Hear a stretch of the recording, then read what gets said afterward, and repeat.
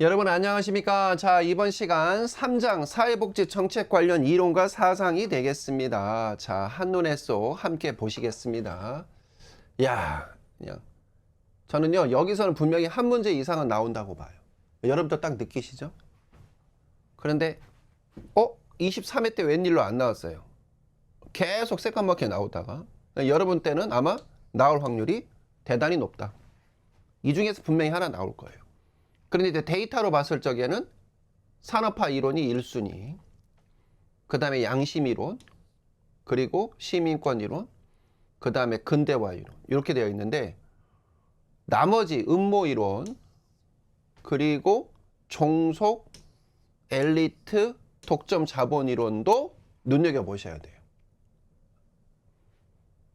그래서 여기 있는 거는 전부 다 숙지를 하셔야 된다. 요 내용들은 수업 시간에 정말 자세하게 역사적 배경까지 해서 설명을 드리겠습니다. 그래서 여러분 시험 볼 때는 아마 나오지 않겠느냐, 나올 확률이 대단히 높다. 저는 그렇게 예상을 하고 있습니다. 그 다음에 복지국가를 유형하는 이론 나와 있죠. 대표적으로 에스팽 안데르센 교수님이죠. 에스팽 안데르센. 그 다음에 이제 윌렌스키 루보 교수님하고 티트머스 3분형 모형. 이거는 우리 쪽만 아니라 뭐 다 나오죠. 뭐 행정론에도 나오고 지사론에도 나오고 어디서도 나와. 아무튼 윌렌스키 루보 교수님은. 근데 이제 사회복지 정책론에서는 압도적으로 에스팽 안데르센 복지국가 유형. 그 다음에 이제 부가적으로 퍼니스와 틸튼 교수님도 자주 나오고 있습니다. 지문으로 자주 나오긴 하지만. 분석에 관한 이론이 있습니다. 특히 이제 여기서 헷갈리는 게 뭐냐면 잘 나오는 거는 사회민주주의 이론이에요. 권력 자원 이론이죠. 근데 요 이익집단 이론이 약간 헷갈리고 그 다음에 조합주의 이론도 약간 헷갈려요. 그래서 이 부분도 같이 사회민주주의 이론처럼 눈여겨보셨으면 좋겠다. 그리고 부가적으로 신마르크스 국가중심 이론도 있다. 그래서 23회 때는 안 나왔어요. 20회, 21회, 22회 때 나왔는데. 근데 여러분 시험 볼 때는 나올 확률도 있다. 얘도 분명히. 다음. 이데올로기. 역시 마찬가지로 여기도 한 문제 나올 수 있어요. 그러니까 정리를 좀 하면, 좀 볼게요. 여기서 하나, 여기서 하나, 여기서 하나. 오케이? 기본적으로 저는, 그리고 여기서도 하나. 그러면 하나, 둘, 셋, 넷. 이렇게 본다는 거죠. 언더스탠 이해되시죠? 그래서 조지아 윌딩 교수님은 뭐 너무나도 중요하기 때문에 4분형, 6분형 다 보셔야 되고 신자유주의와 신보수주의의 공통점과 차이점 수업 시간에 자세히 말씀드리겠습니다. 그 다음에 케인즈주의, 제3의 길, 그 다음에 새로운 사회적 위험, 테일러 구비 교수님이죠. 그 다음에 사회투자국가, 기든스 교수님 거. 이게 이제 토니 블레어 총리의 제3의 길의 모토가 되죠. 요 내용들 역시 자세히 설명드리겠습니다. 솔직히요, 여기는 완전 꽃밭이에요. 꽃밭. 완전 그냥 뭐 완전히 그냥 뭐라 그럴까? 그냥 시험 문제 낼 게 천지죠. 천지. 시험 문제 낼 게. 그러면서도 난이도가 있는. 그래서 3장이 제가 보기에는요, 수강생분들이 이게 재밌다 그러면 한없이 재밌는 장이 3장인데 이 이론과 사상이 이 말이 이 말 같고 이 말이 이 말 같고 너무 헷갈려. 이제 출제위원들이 그거를 간파하고 살짝 바꿔놔버리면은 이제 이제 추풍 낙엽 되는 거죠. 이제 막 줄줄이 이제 비 내리는 거죠. 틀렸네 이렇게 되는 거예요. 기출경향 살펴보기. 3장은 딱 나오죠. 첫 문장 보세요. 다양한 이론과 모형이 다뤄지기에 비교를 통해서 명확히 정리해야 합니다. 이 얘기는 뭐냐? 까마귀 알을 살짝 집어넣는다는 거예요. 번지수 다른 애를 선제를 살짝 집어넣는다거나 용어를 살짝 바꿔놓는다는 거예요. 기출문제 풀이 해설 특강 할 건데 보면은 이게 보면은요 살짝 다른 애가 들어와요. 까마귀 알처럼. 그래서 기출 포인트 여기 명시를 해놨잖아요. 명확하게 구분해야 돼요. 번지수 구분해야 돼요. 아, 이거는 산업화 이론. 아, 이거는 사회 양심 이론. 이거 조지와 일딩 교수님. 이건 에스팽 안델센 교수님. 이거는 신 마르크스. 이거는 조합주의. 확실하게 구분해야 된다. 사회복지 정책 발달 이론 및 복지국가 분석 이론에 관한 문제. 조지와 윌딩 교수님. 그 다음에 에스팽 안델센 교수님. 요거는 매회 한 문제 이상 출제되는 경향을 보이고 있고, 그 외에 이제 케인즈, 테일러 구비 교수의 새로운 사회적 위험, 그 다음에 신자유주의. 신자유주의는 바로 튀어나올 게 뭐예요? 대처리즘, 레이건로믹스 나와야 되죠. 신보수주의 이런 말 나오면. 그 다음에 사회투자국가 기든스 교수, 그 다음에 제3의 길, 같은 맥락 토니 블레어 총리 관한 문제도 종종 출제가 되고 있다는 것입니다.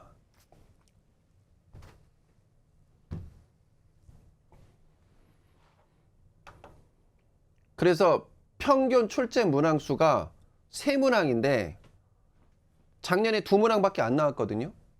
그러니까 그 이번에 가장 최근에 시험 본 게. 근데 여러분 때는 아마 제가 보기에는 4문항 나올 수 있어요. 4문항. 최소 3문항인데, 그러니까 평균 3문항인데 저는 여기서 4문항 나올 수 있다고 봐요. 4문항. 예. 저라면 여기 진짜 전에 제가 출제위원이면 저는 여기 3장에다 집중적으로 시험 전해요. 왜? 이게 수강생 입장에서는 헷갈리거든. 까다롭거든. 그래서 기출에도 169번 사회복지 정책 발달 이론 및 복지국가 분석 이론 7문항. 그 다음에 기출에도 170번 복지국가 유형화 이론 9문항. 그 다음에 기출에도 171번 복지정책 이데올로기 9문항 있다는 거죠. 우리가 조사론 때 제가 수업 시간에 말씀을 드렸지만은 이게 표준 편차라는 개념이 있잖아요. 표준 편차는 전체의 평균에서 각 개별적으로 얘네들이 얼마만큼 떨어져 있느냐 분산을 얘기하는 거라고 제가 표준 편차라고 수업 시간에 말씀을 드렸는데, 아까 보면은 이 앞장에 1장이나 2장 보면은 예를 들어 엘리자베스 구빈법이 왕창 나와. 그리고 얘가 무슨 뭐 한 10문항 중에서 8문항이 나온다면 나머지 독일하고 미국 거는 한두 문항밖에 안 나와. 그러면 표준 편차가 많이 떨어졌잖아요. 그러면 이거는 구분하기가 쉬워요. 학생들 입장에서 그냥 구빈법만 파야 되겠네 이렇게 나오는 거예요. 그런데 얘는 7문항, 9문항, 9문항이에요. 그러니까 간격이 촘촘하단 말이에요. 그리고 양도 많단 말이에요. 그러면 수강생 입장에서는 부담스러울 수밖에 없는 거예요. 요 3장이.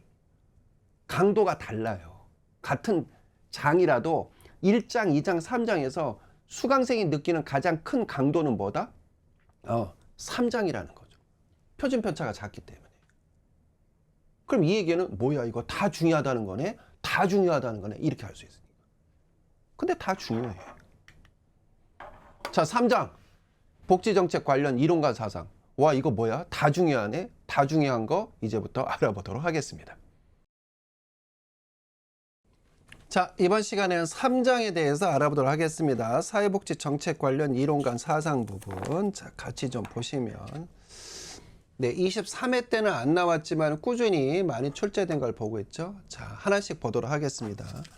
지금부터는요, 어떤 이론들 있잖아요. 그러면 그 이론들의 핵심 키워드만 기억하시면 돼요. 예, 그냥 가지들은 다 잘라버리시면 돼요. 그래서 사회 양심 이론이라는 거는 말 그대로 사회, 여기서 사회라는 거는 국가사회죠. 물론 지역사회도 들어갈 수 있습니다. 양심. 양심이라는 건 뭐죠? 이기심이에요? 이타심이에요? 양심이라는 건. 이쪽에 더 가깝죠? 얘보다는 이타심에 가까운 거죠. 그렇죠? 그럼 답 나왔네. 사회 양심이라는 거는 결론은 국가의 자선활동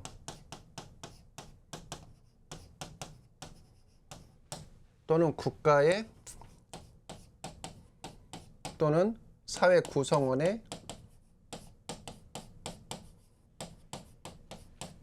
이타성.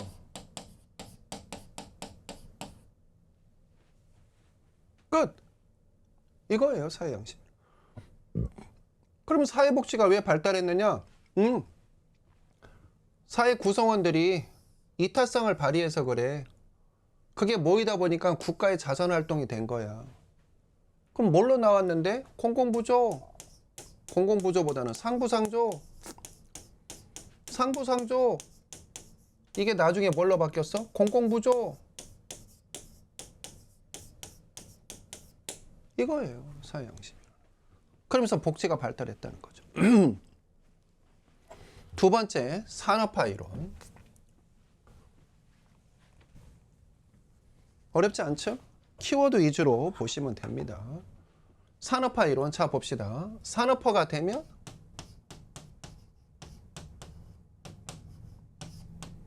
사람들이 몰리겠죠? 도시화가 되고, 도시화가 된다는 거는 인구 밀도가 높아진다는 거죠. 그럼 자연스럽게 각종 사회 문제, 주택 문제를 비롯한 교통 문제, 환경 문제 같은 사회 문제가 나올 수밖에 없는 것이고, 결국은 이걸 해결하기 위해서는 뭐다? 사회복지가 나올 수밖에 없다. 이렇게 되는 거예요. 그래서 예를 들게요. 사회복지가 있다. 근데 A라는 나라, B라는 나라, C, D라는 나라가 있다. A를 우리가 아메리카, 미국이라 합시다. B를 브리튼, 영국이라고 합시다. C를 차이나라고 할게요. 중국. D를 도이칠란드, 독일이라고 할게요. 그러면 체제도 다르죠? 여기는 북아메리카고 여기는 무슨 서유럽이고 여기는 아시아고 여기도 서유럽이고 이러죠. 역사, 문화, 전통, 정치, 경제, 사회, 문화가 다름에도 불구하고 이러한 과정을 겪었어? 그러면 결국은 사회복지로 어떻게 된다? 수렴된다는 거죠. 수렴, 몰린다. 하나로 모인다. 수렴. 그래서 산업화 이론을 다른 말로 뭐라고 그래요? 수렴 이론. 같은 말이에요. 이렇게 된다는 거죠.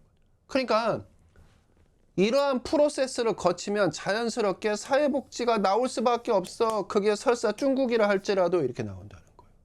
상당히 설득력 있는 거죠. 지금 중국이 엄청난 사회 문제가 발생됐고 복지가 나올 수밖에 없죠. 근데 공산주의, 마르크스 사회주의는 복지에 대해서 반대하는 쪽이거든요.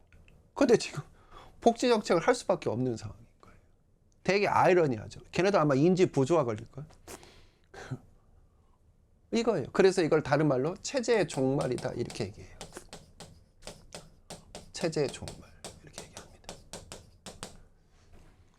그래서 우리 교재 보시면 특징 및 한계 좀 보실까요? 특정 수준의 산업화 단계에서 특정한 수준의 복지 국가가 나타난다고 본다는 점에서 경제가 결정한다. 경제 결정론이라는 비판도 있습니다. 그러니까 모든 거를 이걸로 얘기한다는 거죠. 모든 걸 이걸로. 복지가 발달한 건 모든 걸 이걸로 얘기한다는 거예요. 그러면서 이데올로기나 사상적인 그 다음에 정치적 변수의 역할은 중요하게 고려하지 않는다는 단점이 있습니다. 다음 시민권 이론 알아보도록 하겠습니다.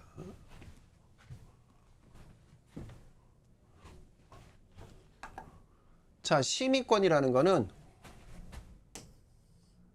말 그대로 이 사람들이 모든 정치, 경제, 뭐 사회, 문화 등등 모든 거를 주도권을 쥐고 있는 거예요. 다시 한번 정치, 경제, 사회, 문화 모든 거에 대한 주도권을 쥐고 있는 이걸 바로 뭐라 한다? 우리가 시민권이라고 한다는 거죠. 그러면 주로 이 시민권들을 누가 갖고 있었느냐? 백인, 남자, 고학력, 그 다음에 도시, 거주하는 사람. 뭐 요 정도만 쓸게요. 백인, 남자, 고학력, 도시, 그 다음에 고소득. 이런 사람들이 이걸 모든 걸 좌지우지했다는 거예요. 그럼 자 상대적으로 볼게요. 상대적으로 백인이 아닌 흑인 또는 동양인, 남자가 아닌 여자, 저학력, 도시가 아닌 시골, 고소득이 아닌 저소득, 뭐 등등등, 사장님이 아닌 근로자. 장애인, 비장애인이 일반인이 아닌 뭐 장애인 뭐 이런 식으로 아무튼 구도가 이렇게 되는 거죠. 그러면 이 사람들이 시민이 되는 거예요. 요 사람들이 시민이 되는 거예요. 요 사람들이 시민이 되는 거예요. 옛날에 그렇게 했다는 거죠. 요 사람들. 그런 상태에서 점점점 가면 갈수록 뭐예요? 계몽이 돼요. enlighten. 계몽이 돼요. 그러면서 이분들이 합심을 해가지고 들고 일어나요. 그게 혁명이죠. 4월 혁명, 5월 혁명 등등등 수많은 무슨 인클로저 운동, 차티스트 운동 등등등. 그러면서 발전을 해요. 진화론적으로. 그래서 시민권 이론에서 요분들입니다. 요 보라색 쓴 요 우측에 있는 요분들이 권리를 얻어요. 그래서 그게 바로 뭐예요? 최초 출발은 시민권인데 여기서 우리도 줘 이렇게 나오는 거예요. 그러니까 요거는 일단 소수죠. 소수가 갖고 있는 거를 일부 가져와요. 파레토 개선이 이제 이루어지기 시작하는 거죠. 파레토 개선. 예. 그러면서 요게 뭐가 되는 거냐? 공민권이 돼요. 말이 좀 어려운데 공민권은 쉽게 얘기해서 투표권이에요. 나도 투표할 수 있게 해줘. 그전에 투표 못 했거든요. 요쪽에 있는 분들이 투표할 수 있게 해줘 이렇게 되는 거예요. 투표권. 이걸 같은 말로 선거권이라고 그래요. 선거권. 그런데 자 봐요. 투표를 해도 그 국회의원, 대통령 이거 나온 사람들이 다 이쪽이에요. 그러니까 이거는 하나만 한 거야. 투표만 하면 뭐예요 이거? 거수기인데. 그래서 또 끊임없는 정치적 투쟁을 해요. 혁명, 무슨 운동, 무슨 운동. 그래가지고 또 파레토 개선이 이루어져요. 여기서 또 일부 받아와요. 그게 바로 참정권이에요. 이걸 다른 말로 정치권이라고도 해요.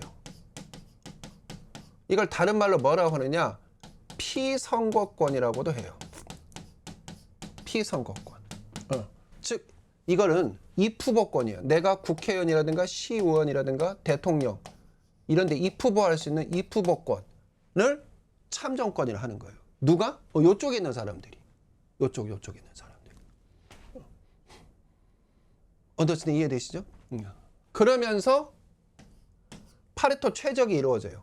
모두가 다 잘 먹고 잘 살고 모두가 다 정치적으로 평등한 상태. 그걸 뭐라고 그래요? 사회권이라고 그래요. 이렇게 되는 거죠.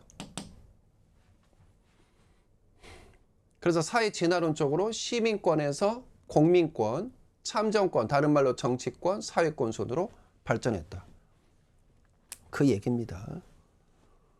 그 내용이 우리 교재 78페이지에 자세히 나와 있죠. 근데 중요한 거는 뭐냐면 이거는 또 앞에 산업화 이론은 경제적인 관점에서 얘기만 했잖아요. 얘는 또 정치적인 관점에서 얘기를 하는 게 또 그런 비판이 있습니다. 다음.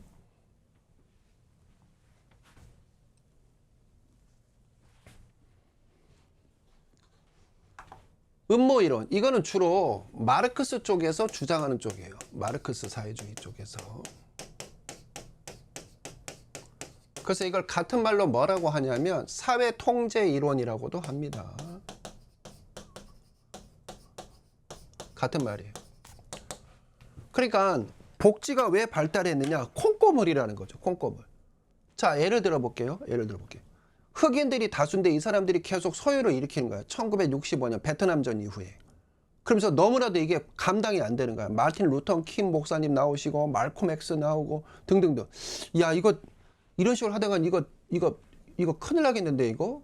그래가지고 린든 존슨 대통령 맞죠? 존슨 린든이요? 린든 존슨이. 아무튼 존슨 대통령이 헤드스타트, 그 다음에 어벌드 바운스, 잡콜스, 그 다음에 메디케어 개정하고, 그 다음에 AFDC도 더 확대하고 이렇게 막 나온 거예요.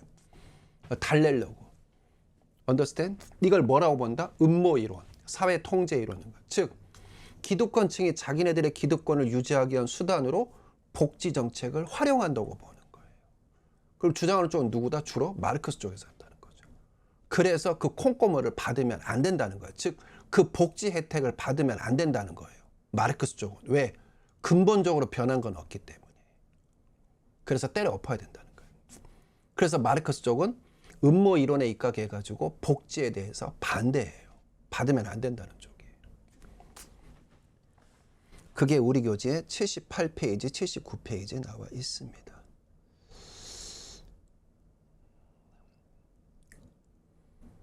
근대화 이론, 확산 이론, 모방 이론, 전파 이론 다 같은 말이죠. 이거는 너무 간단해요. 말 그대로 확산되는 거예요. 확산, 모방되는 개념이죠. 확산, 모방되는 개념.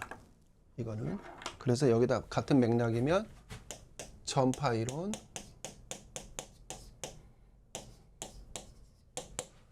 모방 이론 다 같은 말이다. 확산 이론, 근대화 이론. 자, 독일이 세계 최초로 사회보험을 했어요. 그러자 그걸 보고 프랑스나 영국, 특히 영국이 그대로 본 땄어요. 국민보험법 1911년. 그러자 그걸 보고 영국, 미국이 바로 따라서 했어요. 물론 시차로 뒀지만 뭘로? 사회보장법으로. 미국이 하면 반드시 하는 꼬붕이 있어요. 바로 난다고라. 일본이죠. 그래서 1941년에 구호법을 만들어요. 자, 구호법을 만들더니 뭐야? 반드시 우리도 해야 돼.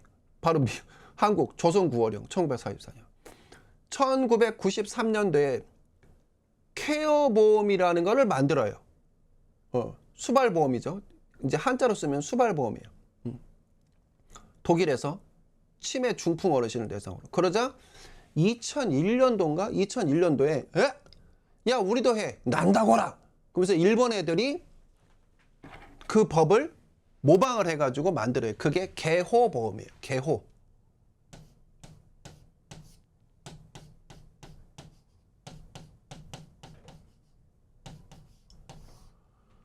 이게 어조사 개자거든요. 이게 지킬 호자예요. 그러니까 어조사를 지킨다. 는, 은, 이, 가도를 지킨다. 말이 안 되는 거지. 이건요. 음차예요. 케어예요. 케어. 케어 발음이 안 돼요. 일본 사람들은. 진짜 커피가 발음이 안 돼요. 고히. 골프 안 돼요. 발음. 고르후. 트럭 발음 안 돼요. 도라꾸. 페인트 발음 안 돼요. 뺑기. 마찬가지예요. 케어가 발음이 안 되세요. 개호라고 해요. 음차한 거란 말이에요. 그걸 우리나라 2007, 일본 애들이 한다고? 야, 우리도 빨리 해. 그게 무슨 보험? 노인 장기 요양보험. 치매 중풍 어르신이에요. 결국 이게 전부 다 뭐예요? 확산, 모방, 전파의 과정. 사회복지가 발달한 거는 뭔가 주변 인접국으로 퍼져나간다. 또는 선진국에서 후진국으로 이렇게 간다는 거예요. 선진국에서 후진국으로. 이게 확산 이론, 모방 이론, 근대화 이론이라는 거죠.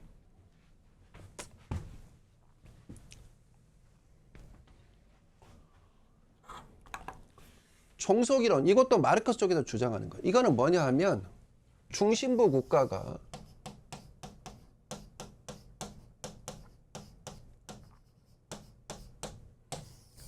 주변부 국가를 말 그대로 종속시킨다는 거예요. 뭘로? 복지제도로. 복지제도로. 아주 쉬운 예를 들게요. 아주 쉬운 얘기. 그러면 아마 좀 이해가 좀 되실 거예요. 이게 뭐냐면요. 제도로 종속시킨다는 거는 뭐냐면 간단해요. 오바마 대통령이 아프가니스탄에서 미군들 철수할 때 비닐 포장지도 뜯지 않은 최신형 탱크, 헬리콥터, 포, 소총, 각종 드론 다 놓고 왔어요. 저는 사관학교에서 그렇게 교육 안 받았거든요. 모든 장비는 적에게 넘기지 말고 전부 다 파기시키거나 폐기시키라고 배웠어요. 아니면 유실시키거나 배웠어요. 그런데 세상에 비닐도 뜯지 않은 거를요, 거기다가 우리 돈으로 따지면 한 수조 원에 달하는 걸 거기다 다 놓고 왔어요. 그러니까 아프간 그쪽 탈레반 애들이 막 만세를 부터 총을 막 쏴대면서 다다다다다 하면서 알라 아크바르 막 이러면서 뭐라고 했겠어. 막 미군을 몰아냈고 미군들이 쫄아가지고 세상에 급해가지고 이 장비까지 놓고 갔다. 노노노노노. 빅피처, 큰 그림이 있었던 거지. 뭐냐? 일단은 쓰겠지. 써. 그러면 금방 고장은 안 나거든. 그럼 한 2, 3년은 쓰겠지? 예, 2, 3년. 예. 쓰다 보면 어때요? 부품이 고장 나겠지. 장비를 교체해야 되겠지. 왜냐하면 거기 들어가는 거 대부분 소모품이니까. 그럼 자 봐봐. 그 부품 어디서 사와야 돼? 미국 가서 사와야 되지. 아니 그거 저 폐기 처리하고 그 저기 뭐야 다른 나라 거 사면 돼. 돈이 있나? 응? 차라리 부품 사는 게 더 싸지. 다음 두 번째, 이미 벌써 그 장비로 익숙해져 있는데. 그래서 탈레반들이 다시 바이든 행정부에 와서 미안한데 저 장비 좀 교체해야 되니까 좀 줘봐 이런 데잖아요. 이게 종속 이론이에요. 이게 제도로. 그래 알았어. 자기 제도로 쫙 깔아놓는 거지. 자기 프로그램으로 쫙 깔아놓는 거지. 빼도 박도 못하게.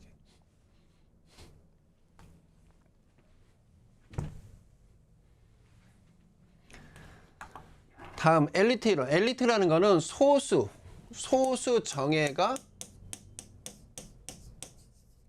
아주 뛰어난 소수 정예가 복지를 끌고 나가는 형태. 이걸 뭐라고 한다 우리가? 엘리트 이론. 소수 몇 명이 끌고 나가는 형태. 다음. 그래서 위인론이라고도 하죠. 이거 누가 얘기했어? 플라톤이 얘기했나? 플라톤이 그 뛰어난 철인이라고 그러죠. 철인이라는 거는 그 철, 쇠를 얘기하는 게 아니라 뛰어난 선각자들. 그 철인들에 의해서 정체는 발전한다. 플라톤이 말할 거예요. 거기서 이제 위인론이란 말이 나오고. 대신에 이거는 주로 후진국에서 합니다. 소수 몇몇이 끌고 나가는 거는. 다음. 독점 자본 이론. 이거는 뭐 거의 시험 문제 안 나오는데 이거는 뭐냐면 이것도 마르크스 쪽이에요. 독점 자본 이론은 이거예요. 이거예요. 복지가 왜 발전하느냐? 국가가 독점 자본가들로부터 이탈하는 과정에서 발생된다는 거예요. 아주 쉽게 얘기할게요. 내가 돈을 댔어. 회사를 만들었어. 회사를 만들었는데 바지 사장이라 표현해요. 죄송해요. 이 표현 써갖고 죄송해요. 그냥 이름뿐인 사장을 하나 앉혀놨어. 그게 국가야. 실제 돈이라든가 모든 물주는 나야. 독점 자본 재벌들이야. 근데 얘가 이제 계속 회사를 진행해 나가면서 운영을 해나가면서 점점점 사업 규모를 크게 번창시키고 있어. 그러면서 거래처 사람들도 잘 다스린다기보다 거래처 사람하고 거래도 잘 트고 직원들도 관리 잘하고 이래. 쉽게 해서 뜻밖인 거지. 그냥 얼굴 마담 개념으로 바지 사장으로 앉혀놨는데 얘가 일을 잘하니까. 그럼에도 불구하고 주도권은 얘네들이 쥐고 있는 거야. 뒤에서. 근데 얘도 이제 슬슬 이제 나도 한 20년 했는데 이제 좀 벗어나야 되지 않겠어? 이렇게 나오는 거예요. 그리고 이탈해 가는 과정이에요. 이탈해가. 그 과정에서 어떻게 되는 거예요? 권한이 얻어지는 거죠. 그러니까 약간 이게 시민권 이론하고 비슷해요. 시민권 이론하고. 자, 싸워서 발전해 이런 형태. 그래서 우리 교재 잠깐 보시면 독점 자본 이론은 세 가지 관점에서 구분해 볼 수 있는데 잠깐만 제가 빠르게 설명할게요. 도구주의 관점은 국가는 자본가 계급의 이익을 결정하는 도구에 지나지 않다. 바지 사장. 이게 도구주의 관점이고. 구조주의 관점에서는 국가는 자본가 계급의 단기적인 이익을 희생하더라도 장기적인 경제 안정을 위해 국가가 어느 정도 자율성을 갖고 어느 정도의 자율성. 이제는 어느 정도의 자율성을 갖는 거예요. 이걸 뭐라고 그래요? 우리가 구조주의 관점.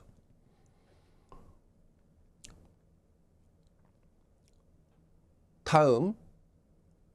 계급투쟁의 관점이 있습니다. 복지국가가 장기적이든 단기적이든 자본가 계급의 이익만을 위해 존재하는 것이 아니라 자본가 계급과 노동자 계급의 정치적, 계급적 투쟁에 따라 그 성격.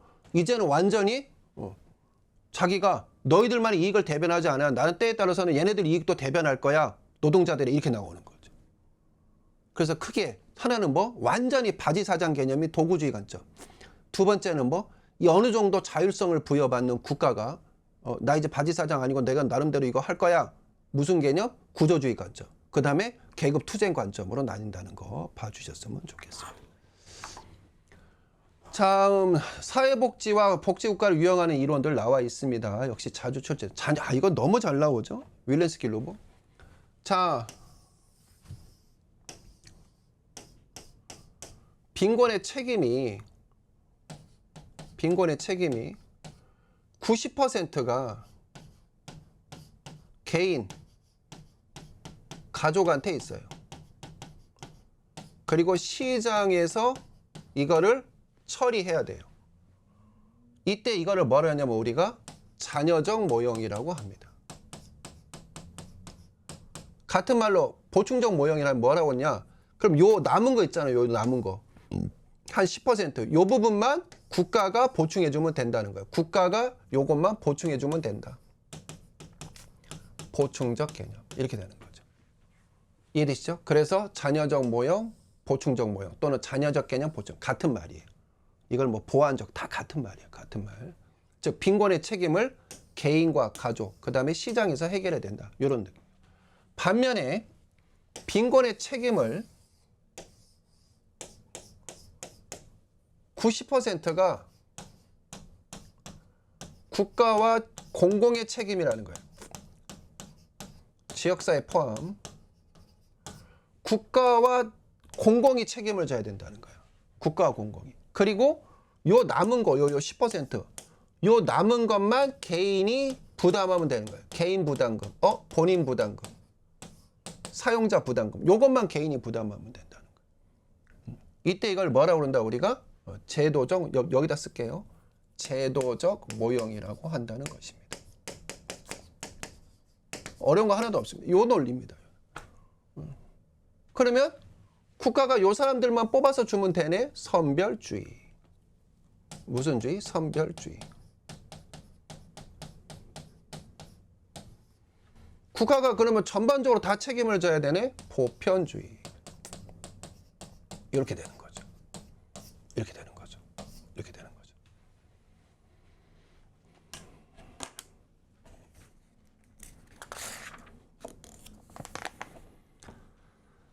다음. 그래서 우리 교재에 표로 깔끔하게 제가 지금 설명드린 내용이 나와 있고, 티트머스의 3분형이 있습니다. 티트머스의 3분형은 잔여적 모형, 제도적 모형이 있다면, 이걸 또 뭐 제도적 재분배 모형이라 하는데 통상 제도적 모형입니다. 이 중간에 징검다리가 하나 있다는 거예요. 징검다리.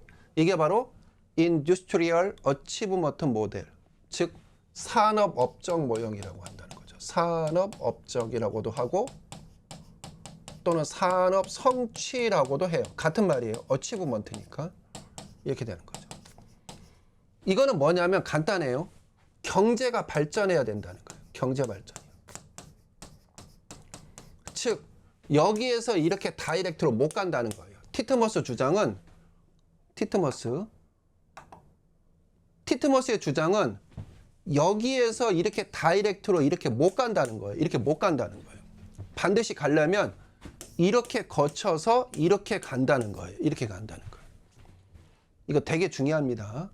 그래서 이걸 다른 말로 시녀 모형이라고 돼요. 이걸 뭐라고 한다? 시녀 모형. 즉, 왜 시녀 모형이냐? 왕비 가는데 시녀가 따라가죠. 결론은 경제가 발전해야 복지가 나올 수 있다는 거예요. 다시 한번, 증세 없는 복지는 허구다. 유명한 정치인이 한 말인데 그게 바로 요 얘기예요. 증세 없는 복지는 허구다. 경제가 발전해서 법인세를 많이 내야 그 돈 가지고 복지 정책을 할 수 있는 거지. 경제인들 막 두드러 잡으면, 재벌들 두드러 잡고 막 그냥 시장 두드러 잡으면 국가가 개입해서, 그러면 누가 뭐 열심히 일을 하려고 하고 누가 세금 내려고 하겠냐. 그럼 결국 복지 예산도 안 나온다 그거예요.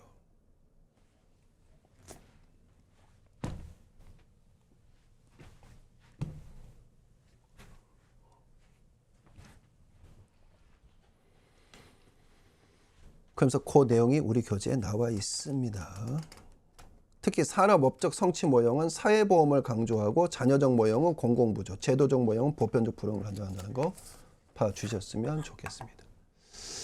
여기 밑에 나와 있죠? 여기 사회보험을 강조한다. 산업업적 모형. 요 가운데 거 위주로 눈여겨보셨으면 좋겠어요. 그리고 기회평등을 강조한다. 사회보험을 강조하면서도 기회평등을 강조한다는 거.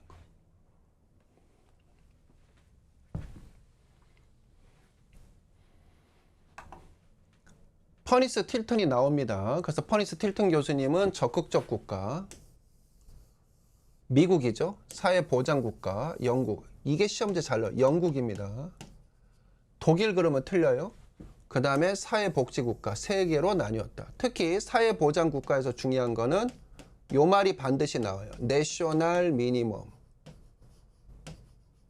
내셔널 미니멈 꼭 외우셔야 돼요. 그래서 국민 최저 수준 보장 이걸 강조한다. 국민 최저 수준 보장을 강조한다는 거. 그게 사회보장 국가다. 이렇게 보시면 되겠습니다. 다음 미슈라 교수님은 분리된 복지국가와 통합된 복지국가 두 가지로 나누셨다. 미슈라 교수님은. 그래서 분리된 경제, 이건 뭐냐면 경제와 복지는 따로 국밥. 아니야. 경제와 복지는 하나야. 비빔밥. 다시 한번 따로 국밥 그러면 분리된 복지국가. 그 다음에 비빔밥이야 그러면 통합된 복지국가. 이렇게 이해하시면 되겠습니다. 이거는 미슈라 교수다. 다음. 자, 에스핑 안델센 교수님 유형화기 좀 봅시다. 탈상품화 계층화. 탈상품화라는 거는 뭐냐면 다 아시다시피 우리 교재도 나와 있어요. 내가 상품을 내놓지 않고서도 살 수 있는 정도, 인간답게 살 수 있는 정도를 뭐라고 그래요? 우리가 탈상품화라고 하는 거예요. 근데 반면에 내가 내놓을 상품이 없잖아요. 그럼 인간답게 살기가 어려운 거예요. 대표적으로 장애인분들은 어떻게 할까요? 노인분들은, 아동은. 그래서 탈상품화 지수가 높다는 거는 결국은 복지국가에 가깝다는 거예요. 다음, 계층화라는 거는 뭐냐면, 계층화, 우리 교재에 나와 있지만, 계급과 신분을 분열시키고 계층 구조를 유지 강화시킨다는 의미래. 다시 한번, 계층 구조를 유지 강화시킨다는 의미예요. 계층화라는 거는. 그러면 자, 정리할게요. 계층 구조를 강화시켜? 내가 여자야. 근데 이거를 치고 올라가야 돼. 근데 계층 구조가 강해. 그러면 계층화 지수가 높은 거지. 이해되시나요? 고로 얘가 높다는 거는 얘가 낮다는 거여야 돼요. 이렇게 돼야 돼요. 얘가 낮다는 거는요, 얘가 높다는 거예요. 이렇게 되는 거예요. 즉 복지국가일수록 탈상품화 지수가 높잖아요. 그러면 계층화 지수가 낮아요. 공고한 게 아니라 그 공고한 게 깨져야 돼요. 여성이라도 얼마든지 올라갈 수 있는, 장애인이라도 얼마든지 올라갈 수 있는. 그죠? 반면에 탈상품화 지수가 낮은 국가는 통상적으로 계층화 지수도 높더라는 거예요. 공고하더라는 거예요. 유리천장이 높아서 깨고 올라가지 못하더라는 거예요. 그래서 이 두 가지로 기준을 했더니 나오더라는 거예요. 첫 번째 뭐가 나왔다? 자유주의 복지국가가 나옵니다. 자유주의 복지국가는 탈상품화 지수가 자유주의 복지국가는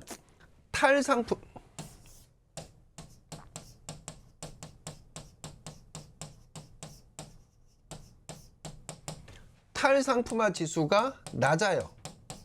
꼭 기억하셔야 됩니다.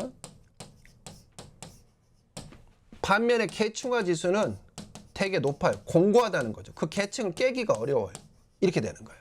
그 대표적인 나라가 미국입니다. 미국. 그럼 여기는 뭘 강조하느냐? 공공부조를 강조합니다. 사상은 주로 신자유주의입니다.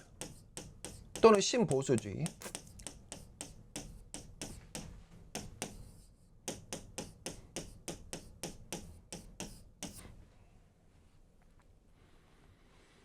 그리고 선별주의를 합니다. 뭘 한다? 주로 선별주의. 선별주의니까 당연히 자녀적 모형 위주로 됩니다. 이렇게 된다는 거죠. 반면에 조합주의가 있습니다. 중간 형태. 조합주의, 보수주의. 여기는 탈상품화 지수와 계층화 지수가 딱 중간 형태를 취하고 있습니다. 중간 형태. 대표적인 나라가 독일입니다. 그리고 여기는 공공부조보다는 사회보험을 강조합니다. 그리고 육체 노동자를 강조합니다. 어떻든 간에 근로를 강조합니다. 제가 앞전 시간에 얘기했죠. 그 다음에 남성 위주입니다. 이렇게 되는 겁니다. 그래서 이름이 보수주의 복지국가다. 이렇게 보시면 되겠습니다. 다음 사회민주주의 복지국가가 있습니다. 마지막 세 번째 사회민주주의.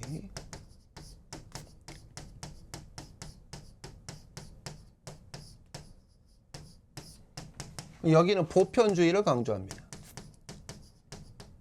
윌렌스키 르브로 따지면 제도적 모형에 가깝습니다. 여기는 탈상품화 지수가 가장 높습니다.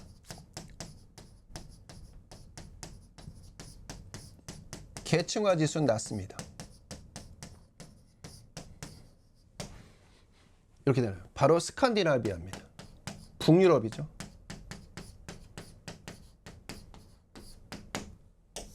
이렇게 되는 겁니다.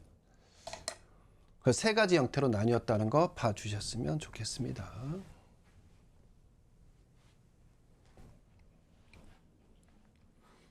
다음 복지국가 분석에 관한 이론. 자, 이론에 대해서 알아보도록 하겠습니다.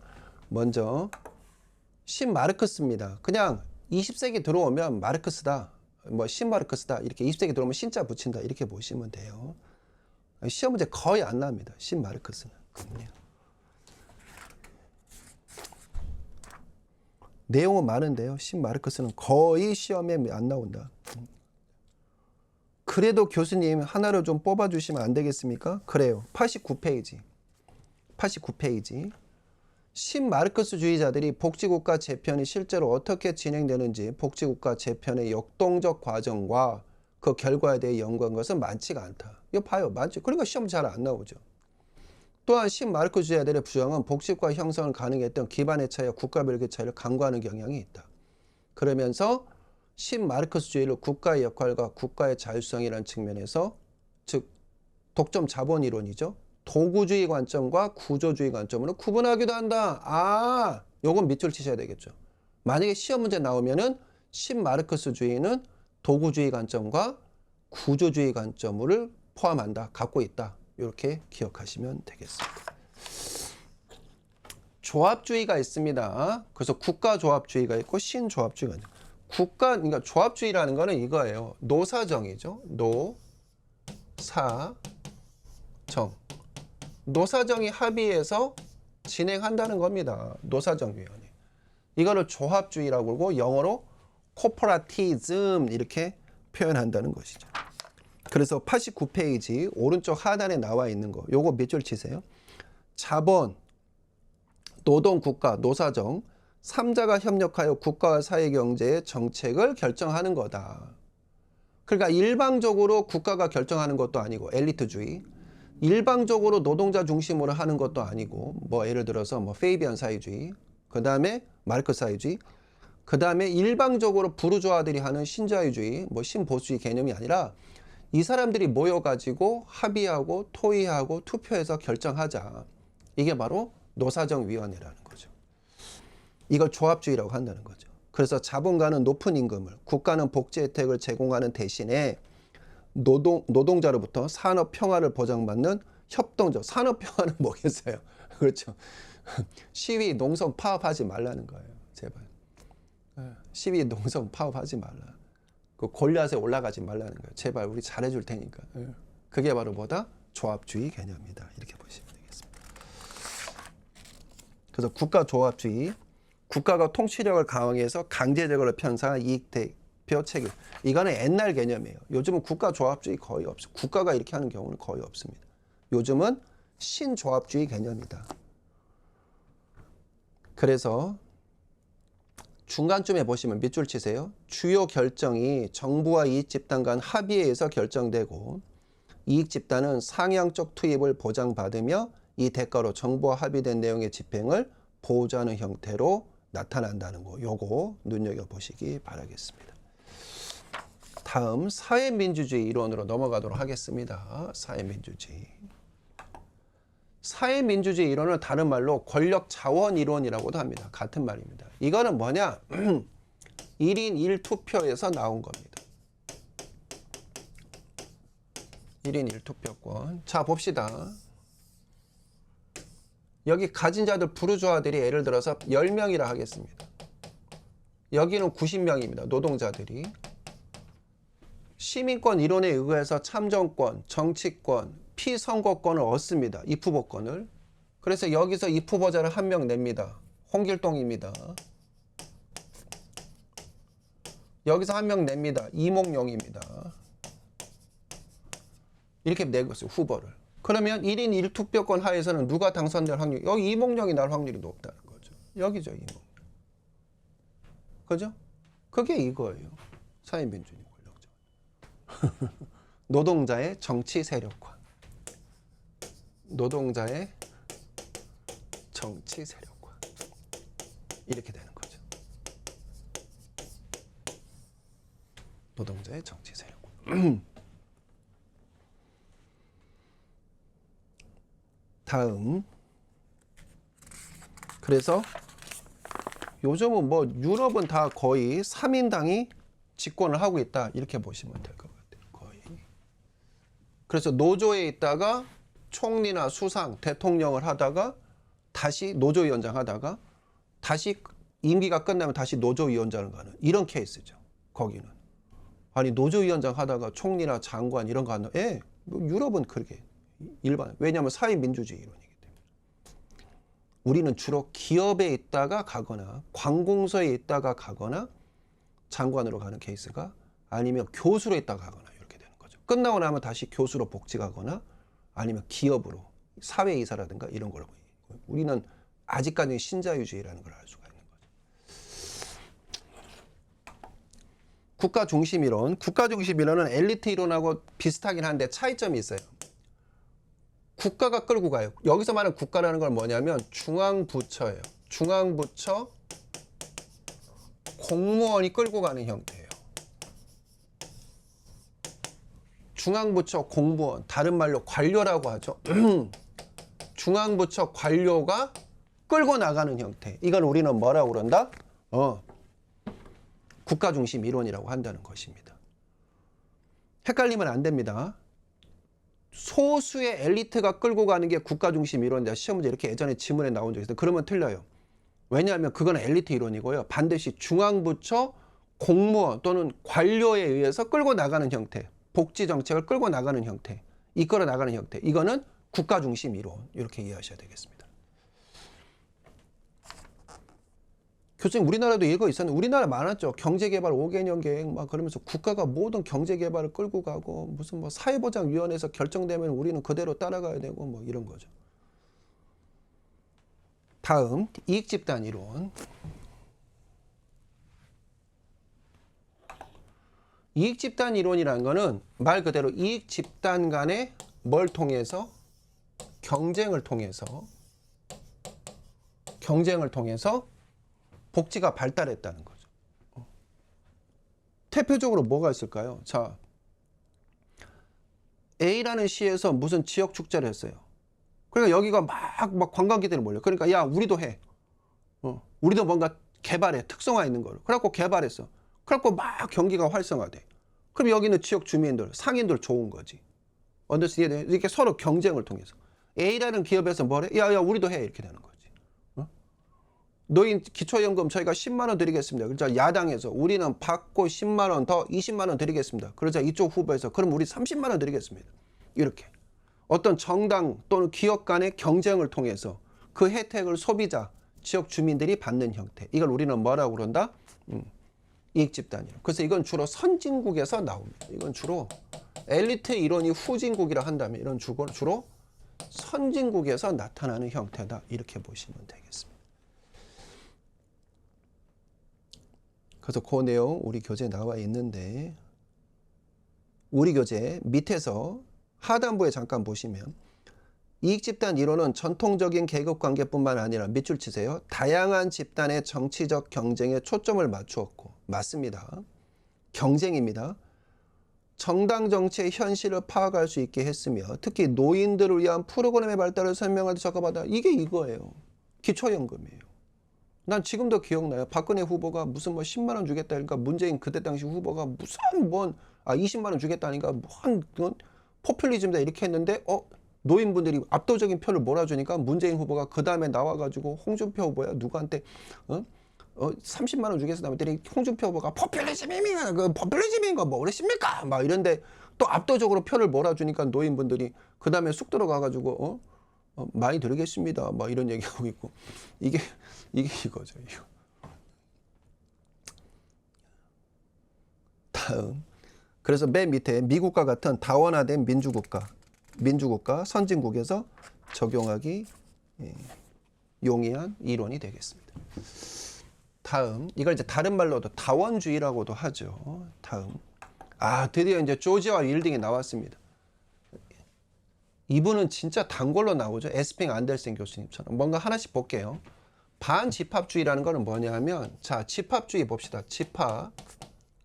집합이라는 거는 집단이죠.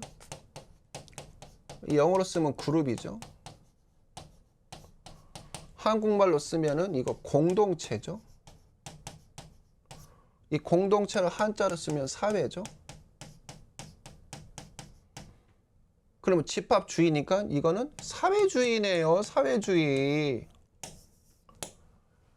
집합주의는 사회주의를 얘기하네요. 근데 거기에 반대한대요. 여기에 반대한대요. 반사회주의. 그럼 뭐겠어요? 신자유주의네. 답 나왔네. 신자유주의구만. 신자유주의를 얘기하네. 반집합주의는. 따라서 복지국가에 대한 관점. 복지국가를 자유로운 시장 활동의 걸림돌로 간주해요. 신자유주의니까. 여기는 신자유주의라고. 왜 자꾸 국가가 관여하는 거야. 관여하지 말라는 거예요. 내가 주식해가지고 열심히 돈 벌었더니 말이야. 무슨 뭐 소득세, 양도세인지 뭔지 해가지고 뭔 세금을 20% 때리겠다고 미친 거 아니냐고. 그러니까 전부 다 들고 일어났잖아요. 그러니까 이제 유야무야 그냥 알았습니다. 조금 유예하든가 다시 한번 생각. 뭔 유예 백지화 시키라고. 너희 국가가 해준 게 뭐가 있어? 뭐 소스를 줬어, 정보를 줬어, 돈을 대줬어. 내가 진짜 밤낮으로 차트 보고 고생해가지고 내가 돈 번 거를 너희들이 뭐야 앉아갖고 코푸니 식으로 뭐 들고 일어났잖아요. 그게 대표적으로 이거죠. 국가가요 자꾸 무슨 세금으로 내가 열심히 나름대로 돈 벌어갖고 부동산 투자해서 돈 버는데 자꾸 무슨 종부세 대고 뜯어가고. 그러면 활성화가 안 되는 거예요. 자꾸 왜 국가가 세금으로 두드러 패려고 하냐고. 트럼프가 지금 그 짝이에요. 트럼프가 자꾸 왜 관세 매겨가고 두드러 패려고 하냐고. 저 끝이 안 좋아요. 자꾸 세금으로 두드러 매기려고. 그것도 딴 나라도 아니고 미국에서. 자유주의를 얘기하는 미국에서. 자유주의를 신봉하는 미국에서 왜 자꾸 세금을 때려갖고 개입을 하려는 거예요, 시장에. 저건 케인 주식 방식이고요. 트럼프하고 안 맞아요. 트럼프는 공화당이거든. 레이건 대통령 그쪽 라인이거든. 그런데 왜 케인즈가 썼던 방식을 쓰고 있냐고. 민주당에서 쓰던 방식을. 프랭클 루즈벨트 대통령은 민주당이거든요. 그러니까 민주당도 지금 인지 부조화가 걸릴 거야 지금. 쟤 분명히 공화당인데 하는 거 봐서는 우리 쪽인데 저 트럼프 저 헷갈리네 쟤. 이렇게 나오는 거지. 자꾸 세금으로 개입하려고 하니까. 조세 정책으로.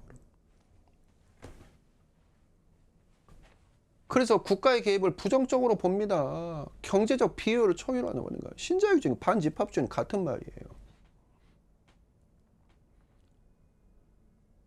대놓고 얘기하잖아요. 걸림돌로 간잖아요. 걸림돌.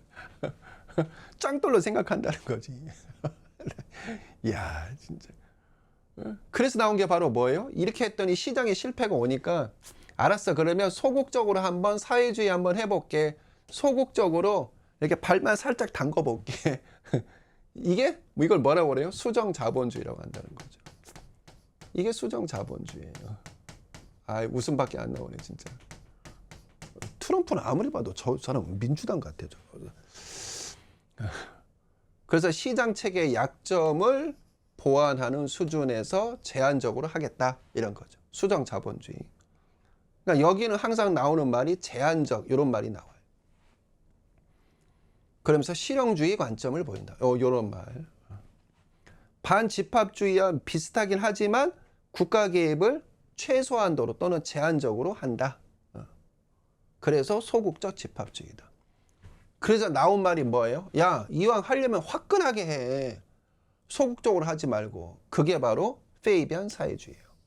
그래서 여러분 이해를 돕기 위해서 이거를 번역하자면 이런 거죠. 적극적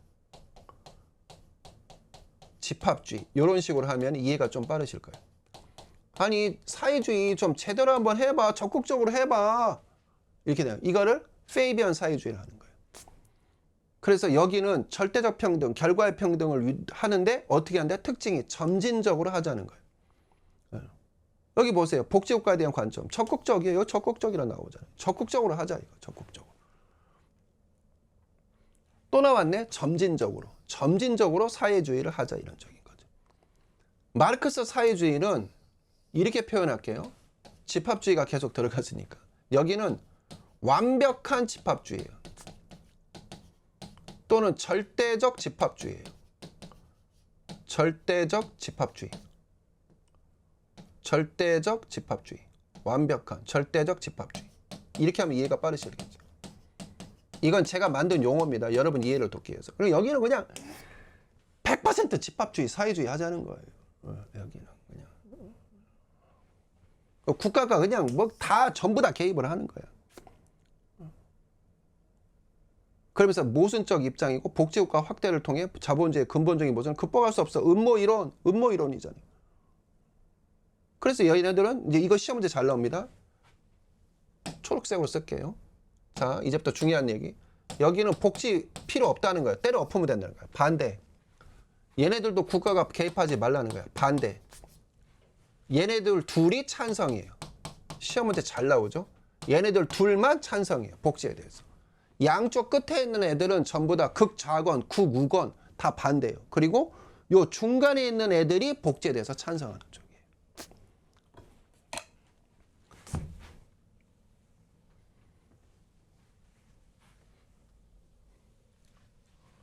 잘 나옵니다. 조지아 윌딩. 다음. 조지아 윌딩에 수정된 이데올로기. 이거는 뭐냐면 두 개가 더 들어가요. 그래서 아까 했던 것에서 두 개가 더 들어간다. 그래서 뭐가 들어가느냐? 여기서 두 개가 추가돼. 하나는 페미니즘이 들어가요. 그리고 또 하나가 녹색주의예요. 그럼 복지에 대해서 이 둘은 어떻습니까? 요게 중요해요. 요 둘은 조건부 찬성이에요. 찬성을 하긴 하는데 조건부 찬성이에요. 먼저 첫 번째, 페미니즘은 남성 중심, 가부장적인 남성 중심의 복지 정책이다. 그러면 찬성하지 않아요. 양성평등 차원, 성인지적 관점에서의 어떤 복지 정책이다. 그러면 찬성하지만 가부장적인, 전통적이고 가부장적인 남성 중심의 복지 정책에 대해서는 반대예요. 다음, 녹색주의. 녹색주의는 지구 환경, 생태계를 살리자는 쪽이죠. 따라서 경제와 마찬가지로 생산 소비, 지속적인 생산 소비를 강조하면서 생태계를 파괴하는 복지 정책이다. 그러면 찬성하지 않겠다는 거예요. 얘네들도. 언더스탠 이해되죠? 그래서 요 둘의 입장은 복지에 대해서 어떻다? 수정된 이데올로기, 페미니즘, 녹색주의 포함시켜서 얘네들은 조건부다. 이렇게 이해하시면 되겠습니다. 조건부라고 지문에 몇 번 나온 적이 있습니다. 다음, 드디어 케인즈 교수님 나왔네요. 케인즈 교수님은 크게 카테고리가 뉴딜이죠, 뉴딜. 이 뉴딜 정책에 결정적인 영향력을 미친 분이 케인즈 교수님이에요. 그래서 뉴딜에서 어떤 역할을 했느냐, 이분은 자, 국가가 적극적으로 개입을 해야 된다는 거예요. 이거는 사회주의 개념이에요. 근데 딴 나라도 아니고 미국의 자유주의의 어떤, 자, 배 타고 미국에 들어와요. 그럼 뉴욕으로 들어오겠죠? 그럼 뭐 있어요? 자유의 여신상.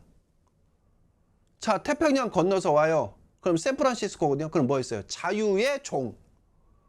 여러분, 미국은 외국인이 이민자들이 들어올 때 자유예요, 자유. 그런 나라인데 세상에 케인즈가 딱 얘기해요. 뭐라고? 저 스탈린이 하는 소비에트 연방, 저 공산주의가 하는 사회주의가 하는 방식을 우리가 받아들이면 이렇게 얘기한 거예요. 말도 안 되는 거죠. 그런데 프랭클린 루즈벨트 대통령이 받아들여요. 오케이 하고. 그래서 케인즈주의를 뭐라고 그러냐? 사회주의 얼굴을 한 사회주의 얼굴을 한 자본주의. 이거예요. 슬로건이. 사회주의 얼굴을 한 자본주의예요. 자본주의. 그래서 일정 부분은 시장의 실패가 왔기 때문에 국가가 개입을 해야 됩니다. 그래서 나온 게 이제 독과점 금지법 개정, 그 다음에 공정거래위원회 신설, 그 다음에 기본소득, 지금 우리가 알고 있는 그 기본소득, 그 베이직 인컴, 그 다음에 국가에 의한 대규모 공사 발주, 이런 것들을 하게 되는 거죠. 원래 이건 어디서 했냐면 스탈린이 했던 거거든요. 근데 그거를 일부 들어오는 거예요. 중요한 건 뭔지 아세요? 그래가지고 진짜 대공황을 이겨내요. 그래서 케인즈를 뭐라고 표현하냐? 구원투수라고 그래요. 구원투수. 구원투수는 뭐예요? 지고 있을 때, 위기에 몰릴 때에 그걸 이겨내야 되잖아요. 그래서 미국 경제를 살려낸 구원투수다, 이렇게 표현하고 있는 거죠. 그러면서 케인즈 교수가 한 말 중에 뭐가 있느냐면 유효수요 창출이라고 있어요. 유효수요 창출. 이건 뭐 저도 경제학자는 아니라서 잘 몰라요. 그런데 유효수요라는 건 뭐냐면 말 그대로 수요, 아니 공급 중심이 아니라, 자, 아무리 차를 많이 생산을 해내도 포드 자동차를 소비자들이, 노동자들이 살 돈이 없어. 그러면 저거는 찍어내나 마나라는 거죠. 포드 자동차는. 그러면 기업도 안 좋다는 거예요. 다시 한번 저 차를 사고 싶은데 호주머니에 돈이 없다는 거예요. 그러면 어떻게 하자는 거야? 시장은 이런 논리예요. 시장은 빚을 져 크레딧 카드를 만들어 줄게. 마이너스 통장, 마통이라고 그러죠. 마이너스 통장을 만들어 줄게. 빚져, 이자 내, 빚져, 이렇게 나와요. 반면에 케인즈는 획기적이에요. 그냥 돈 주라는 거예요. 이자 받지도 말고 국가가 돈 주라는 거죠. 근데 스탈린이 실제 그렇게 했거든요. 그냥 돈 줘, 결과의 평등처럼. 그게 기본소득이에요. 그거 실제 줬어요. 실제. 그러니까 이제 호주머니가 두둑해지니까 어떻게 하니까 그 돈 가지고 물론 차 살 돈은 아니지만, 그 정도 돈은 아니지만 이것도 사고 저것도 사고 하는 거예요. 이게 유효수요 창출의 핵심 원리 중에 하나예요. 실질적인 소득을 보장해 주라는 거죠. 그때 누가 책임을 져야 되는가? 국가가. 스펜앤드법처럼 무슨 임금을 보조한다거나, 아니면 기본소득, 그러니까 꼭 기본소득뿐만 아니라 임금을 보조한다거나, 각종 수당을 폭을 넓힌다거나, 이렇게 다양한 혜택을 국가가 줘가지고 실질적으로 호주머니를 두둑하게 만들어주라는 거. 이게 바로 뭐예요? 유효수요 창출이라는 거죠. 빚지게 하지 말고. 그러니 민간 은행 쪽이라든가 이쪽에서는 난리가 난 거죠. 기존의 그 방식을 완전 뒤집어 엎어버리니까.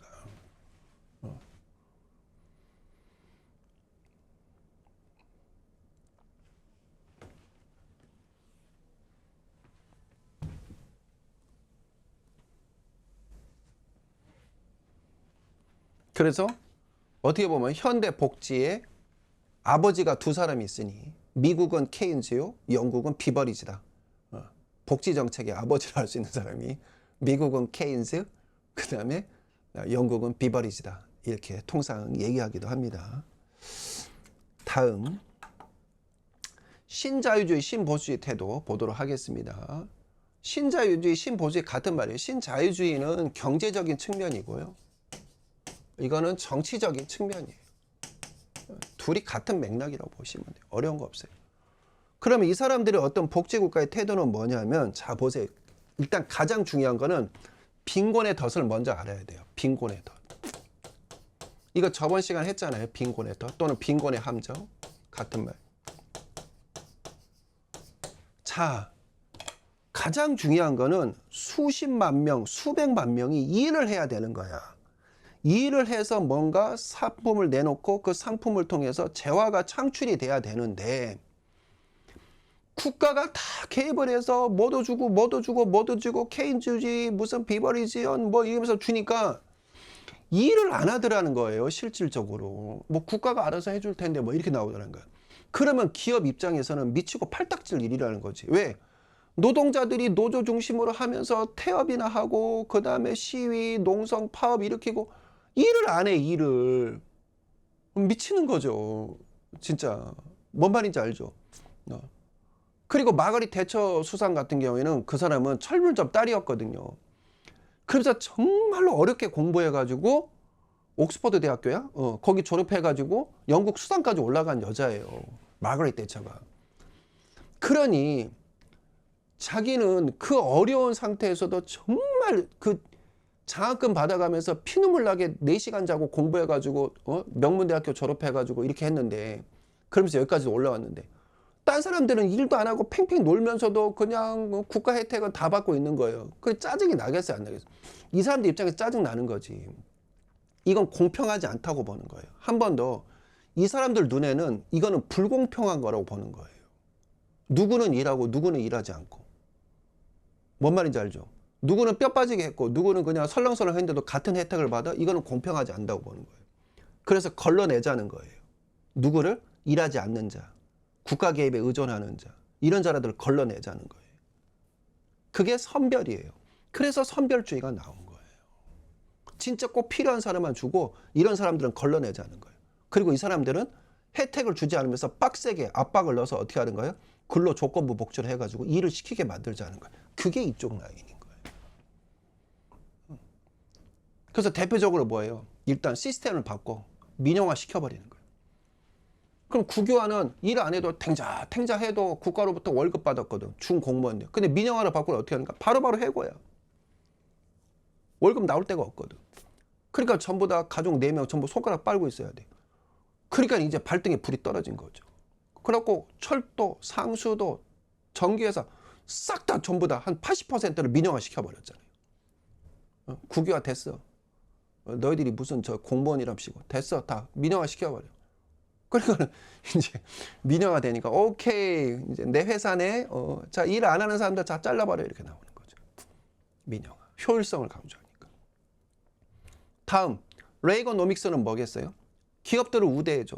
법인세를 깎아줘. 기업의 영리 법인세를. 그럼 영리 법인세를 깎아준다는 거는 예를 들어서 삼성에서 1조를 거대할 세금을 5천억밖에 받아. 그럼 복지예산은 기존에 1조가 책정되어 있을 거 아니야. 그럼 이제 5천억 가지고 이거 갖고 이제 복지예산 해야 돼? 그러면 1000명이 받았던 거 500명밖에 못 받는 거지. 산술적으로 그렇게 되는 거야. 1조를 가지고 1000명이 받았던 혜택을 법인세를 깎아줘? 열심히 한번 해보세요. 이제 세금 조금밖에 안 내도 돼요. 감사합니다, 레이건 대통령님. 그럼 이제 와 하고서 열심히 일하겠지? 그 기업은, 민간 기업들은 기업을 활성화시켜. 효율성, 생산성을 높이기 위해서. 대신에 세금을 조금 걷어. 대신에 조금 걷은 만큼 줘, 여기다가. 복지에서는 이거 갖고 알아서 해봐. 그럼 결국은 뭐겠어? 수급 요건을 강화할 수밖에 없는 거지. 그럼 500명을 필터링 해야 돼. 아까 마거릿 대처리즘은 어떻게 되는가? 일 안 하는 노동자들을 필터링 하듯이 여기는 수급자들을 필터링해서 걸러내야 되는 거예요. 역시 선별주의가 되는 거지. 그게 이거예요. 그게 이거.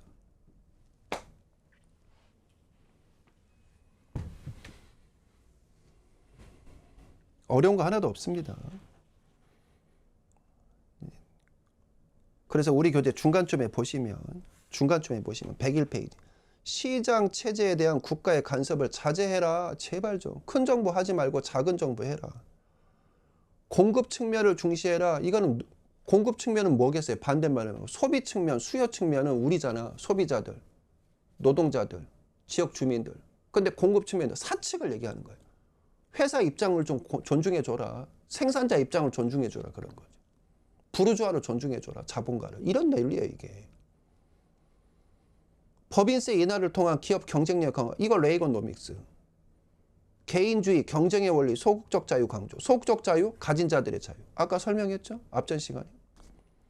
개인의 자유를 최대한 보장하며 창의력을 향상시도록 사회보장 제도를 개혁해라.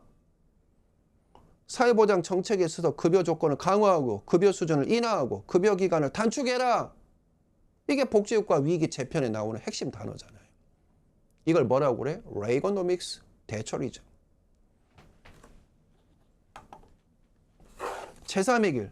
근데 또 이렇게 했더니 또 이제 맨날 피켓 들고 시위하고 노동자들. 왜냐하면 권력 자원 이론에 이거에서 1인 1투표권. 그러니까 이 사람들이 훨씬 많잖아. 죄송해요. 이런 표현 써서. 쪽수가 많잖아요. 그러니까 진짜 골치 아픈 거야. 그래서 나온 게 뭐예요? 야, 이거 2개 결합해. 그게 제3의 길이에요. 그래서 앤서니 기든스 교수님에 의해서 나온 개념이에요. 원래는 스웨덴에서 먼저 했는데 기든스 교수님이 이거를 체계화시켰어요. 그래서 제3의 길이라는 거는 제1의 길, 복지예요. 그 다음에 제2의 길, 경제예요. 이 두 개를 결합시키자는 거예요. 근데 막연하게 미슈라 교수님의 통합된 복지국가처럼 결합시키라는 게 아니라 이거는 장점만 결합시키자는 거야. 장점만 결합시키자는 거예요. 이해되시죠? 그래서 복지는 저효율, 효율성은 없으면서 비용은 엄청나게 많이 들어가. 고비용. 반면에 얘는 고효율이긴 하지만 저비용. 맞을걸? 선별주의니까. 그래서 이거에 대한 장점을 결합을 하자. 이렇게 나온 겁니다. 그걸 가지고 우리는 뭐라고 그런다?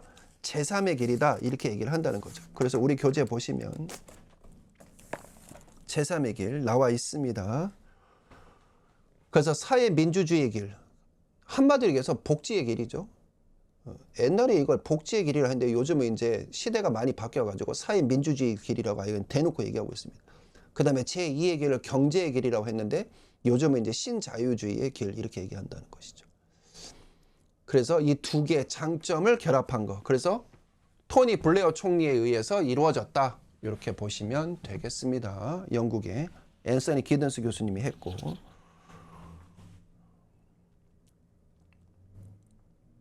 그래서 우리 교재 보시면 105페이지 맨 밑에 제3의 길의 복지 정책은 밑줄 치시기 바랍니다. 중간쯤에 있죠. 사회보장과 재분배에 관심을 기울이는 동시에 경제적인 부를 산출하는 주도적인 주체로서 복지수의 계층의 역할을 강조하고 있다. 그러니까 너희들 소비만 하지 말고 누리지만 말고 권리와 책임, 그 다음에 의무도 같이 해. 그런 뜻인 거죠. 생산성에도 조금 관심을 가져. 소비만 하지 말고. 그 얘기입니다.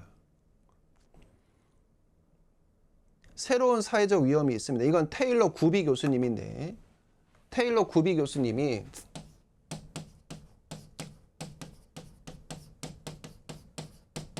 새로운 사회적 위험이라고도 하고 신사회적 위험이라고도 합니다.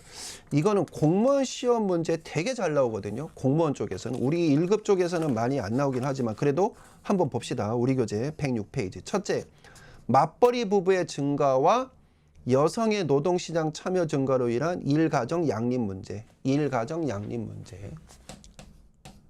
일가정 양립 문제.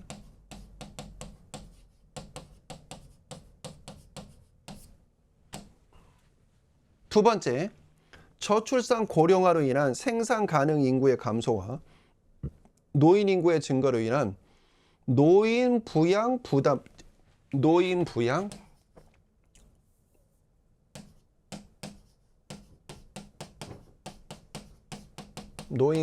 부담 문제. 세 번째, 탈산업화, 지식 기반 경제로 이행 속에서 제조업에서 서비스 산업원의 산업 구조 변화와 노동시장 구조 변화로 인해 고용 불안정과 저임금 노동 등이 증가하고 있다. 고용 불안.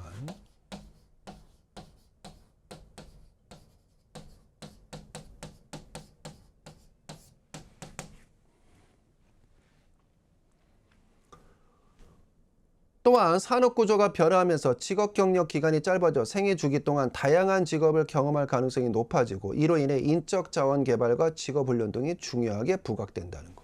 어떻든 간에 이런 내용들 눈여겨보셨으면 좋겠습니다.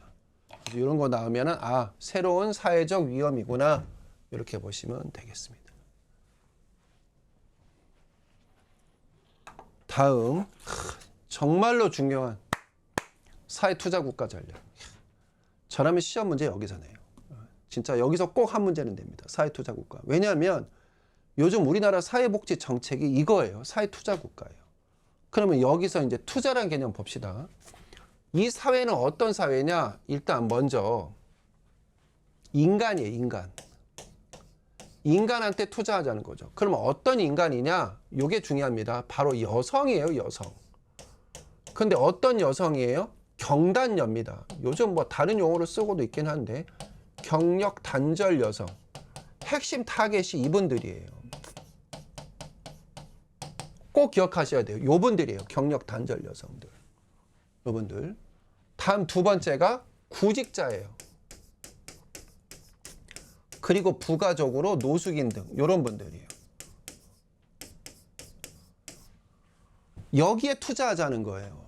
그러면 자 봐요. 경력 단절 여성분들을 빨리 고용시장으로 진출시켜야 되는데 결정적으로 뭐 때문에 고용시장에 못 나오느냐? 아동이에요. 즉 자녀예요. 자녀.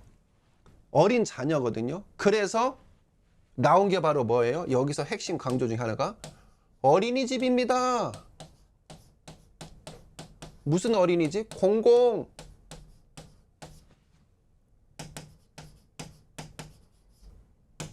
요즘 뜨는 거 있죠? 뭐요? 다 함께 돌봄. 늦게까지 일하세요. 8시까지 돌봐드릴 테니까. 요겁니다. 걱정하지 마세요. 늦게까지 야근하셔도 돼요. 돌봐드릴게요. 국가가. 어린이집, 공공어린이집 어마어마하게 확대할게요. 저희가 돌봐드리겠습니다. 그러니까 제발 일 좀 하세요. 사회투자국가.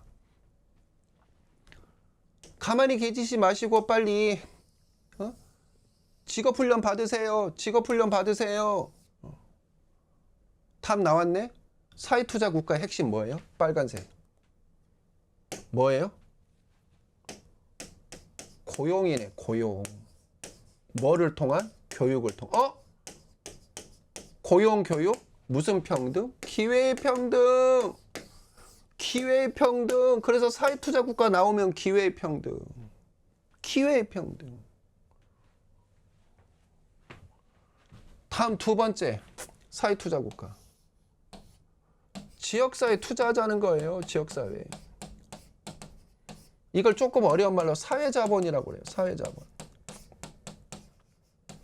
사회자본.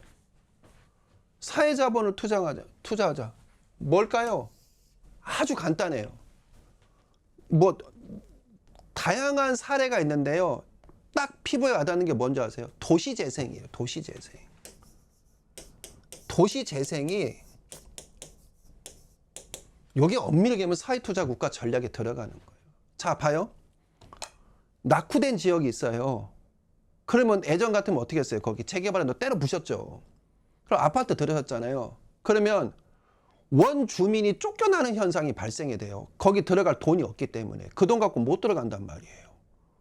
그러니까 그걸 알기 때문에 피켓 붙이고, 피켓 들고 플랜카드 빨간색으로 시뻘겋게 해가지고 적정한 보상을 해달라. 피를 내줄 수는 있어도 뭐 땅을 내줄 수는 없다. 막 이렇게 막 어마무시하잖아요. 그렇게. 그러면서 끊임없이 갈등이 일어나고 왜 평지풍파를 일으키냐는 거야. 그럼 어떻게 하겠다는 거야. 잠깐만. 그러면 요거 그대로 내버려 두고 공적 자금을 투입해가지고 바꿔보자. 이렇게 되는 거죠. 대표적으로 우리 살고 있는 동네 침산리. 침산리 거기 보면은 전부 옛날 집이에요. 근데 그거 전부 싹 밀어버리고 아파트 지을 계획인데 알겠습니다. 그래갖고 거기 어떻게 했느냐. 게스트하우스촌으로 만들어준 거예요. 거기는 조천에서 가장 달을 잘 볼 수 있는 이렇게 언덕 구릉이거든요. 위치도 되게 명당이 좋아요. 침산리가. 거기 게스트하우스 괜찮아요. 근데 거기를 완전히 70년대 옛날 골목이에요. 진짜 내 국민학교 다닐 때 그 골목이 딱 맞더라고. 근데 거기를 국가가 돈을 투자해가지고 공공재원을 투입해가지고 뭐야? 게스트하우스촌으로 만들어준 거야. 아유, 충청권에서 많이 와요, 거기. 그러니까 어떻게 되는 거야? 보기가 좋은 거야. 이렇게. 그리고 거기 홍익대 있잖아, 우리 저기 조치원에는. 홍익대 학생들이 와서 벽화도 그려주고. 그죠? 내가 봐도 이야, 이거 그냥 단순한 성냥개비 같은 아파트보다는 훨씬 낫네. 이게 운치도 있고 이거예요. 이제 여기에 이제 뱅크시 같은 분이 와서 벽 하나 그려주면 게임 끝나는 거지 이제. 게임 끝나는 거지. 그게 이거예요. 그러니까 자꾸 뭔가 때려 부시고, 그러니까 약간 녹색주의 관점인 거죠. 때려 부시고 뭐 생산 소비 하지 말고 좀 가꾸자는 거예요. 재개발하자는 거예요. 아나바다 운동도 여기 들어가는 거죠. 아껴 쓰고 나눠 쓰고 바뀌어 쓰고 이거 개념. 우버 택시도 요 개념인 거예요. 이왕 가는 거 옆에 태워갖고 같이 가는 거. 카풀도 이런 개념인 거죠. 그 다음에 또 뭐 있지? 뭐 그 뭐죠? 그 한 달 살기 하는 거 있잖아요. 제주도 분이 여기 와서 우리 집에서 한 달 살고 여기서 한 달 살고 이런 개념들. 당근, 그놈의 당근. 그 당근 듣기 싫어. 당근도 요 케이스인 거죠. 이게 다 이거예요, 이거. 여기.